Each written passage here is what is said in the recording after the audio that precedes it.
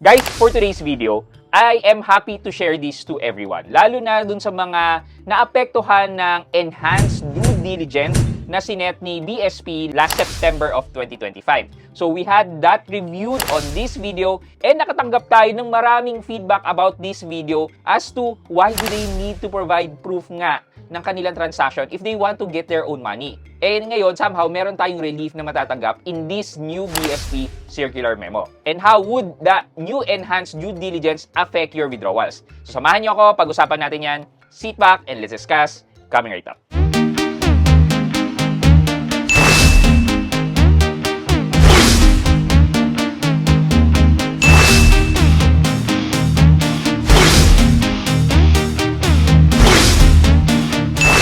Hi guys, this is Pat and you're in Pat Quintos Review TV.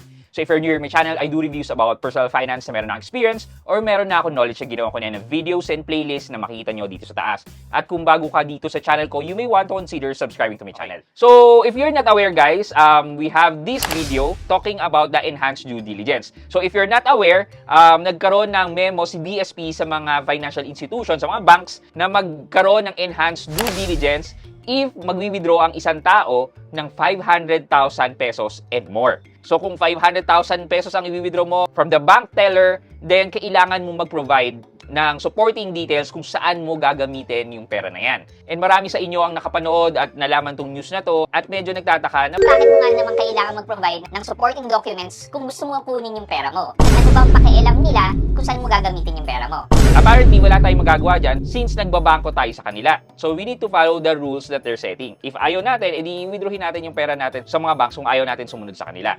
Anyway, na-trigger kasi itong enhanced due diligence because of the issue on flood control. But we will not dwell on that na. More on, we are talking about the effect ng enhanced due diligence para sa atin. After that, nagkaroon ng update early this year na sinasabi naman ni BSP na hindi na kailangan mag-enhanced due diligence every time na mag-withdraw yung specific client or yung customer ng 500,000 and more. Ang sabi ni BSP, okay na daw ang isang enhanced due diligence. Pero 500,000 pa rin ang limit bago ma-trigger ang enhanced due diligence. Ngayon, BSP announced an update on the enhanced due diligence. And ito, babasahin na natin siya. The Bangko Sentral ng Pilipinas has raised the amount of cash depositors can withdraw without additional requirements from 500,000 to 1 million pesos. So, ito yung pinag-usapan natin dun sa video ko na tama ba yung 500,000 o dapat taasan pa yung limit bago ma-trigger enhanced due diligence. And natutuwa ako kasi nagkaroon ng magandang effect yung video natin na yun. Though hindi naman natin sinasabi na dahil sa atin yun. It's just that maraming naging aware ng mga tao about the enhanced due diligence and nag-voice out ang concerns nila. Thus, for sure, naging helpful ang feedback ng maraming tao sa pag-decide ni Bangko Sentral ng Pilipinas. So, the additional requirements known as enhanced due diligence were first set September 2025 to help fight money laundering. The revised rules streamline legitimate transaction while maintaining safeguards against higher risk activity. They also reiterated that EDD of large cash withdrawal is per customer and not per individual withdrawal. Yun yung sinasabi natin kanina. Isang beses na matitrigger yung enhanced due diligence, dapat yung succeeding mo, hindi na matrigger. Unless otherwise, yung unang transaction mo is one-off lang. Tipong, kunyari, ay, bibili ako ng sasakyan. So, isang beses mag-enhanced due diligence. Pero yung susunod na withdrawals mo, hindi naman ganun din kalaki. Usually, nangyayari dito is that kapag nagbabuy and sell ka ng kotse, una, matitrigger yung enhanced due diligence mo. Tapos, succeeding mo, hindi na dapat matrigger yan because nakapag-enhanced due diligence ka na.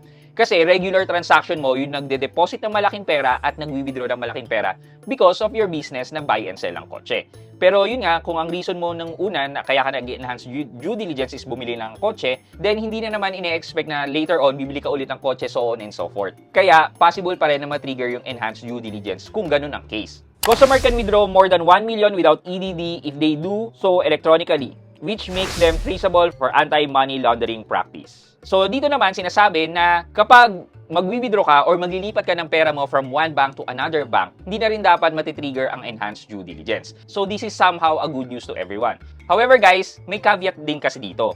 Given that ang BSP set this EDD as a security checkpoint, well, binibigyan pa rin ng karapatan ni BSP ang mga banks natin to set a higher standard. Ang ibig sabihin nito is yung mga banks natin kailangan nilang sumunod kapag ang withdrawals ay 1 million pesos and above. Posible, kunyari ako si Bank A, susunod lang ako na every 1 million, dun lang ako mag-enhance due diligence.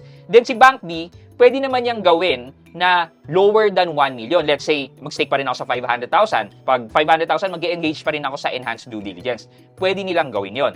Ang hindi pwedeng gawin, kunyari si Bank C, isaset niya 1.5 million ang enhanced due diligence niya. Yun naman ay hindi pwede. Kailangan sumunod ni Bank C dun sa sinet ni BSP na 1 million. So yeah, pwedeng 1 million ang sundin nila or pwede rin silang mag-set ng higher standard which is they can set it even 500,000 pesos. For our question of the day, sa tingin nyo ba, itong bagong memorandum na to is really for the people or only for the compliance ng mga banks? Para sa atin ba to o para lang to sa mga banks? Let me know sa comment section sa baba for our weekly giveaway. Yun lang muna for today's video, but before we end this video, mag-shoutout po muna tayo at shoutout kay Jasper Castañeda at Mariel Castañeda. Sabi po niya, from Tarlac City po. Thanks for the info. Yan, kay Jasper Castañeda, shoutout po sa inyo and thank you so much po for watching and supporting my videos. Maraming salamat. I hope you like this video, leave a thumbs up, and if not, wala nang problema dyan, but continue to support me by subscribing to my channel by clicking the subscribe button and also the bell button tabing subscribe para makareceive kayo ng latest notification sa lahat ng upload ko. Again guys, this is Pat Quinto and you're in Pat Quinto's Review TV. Bye-bye!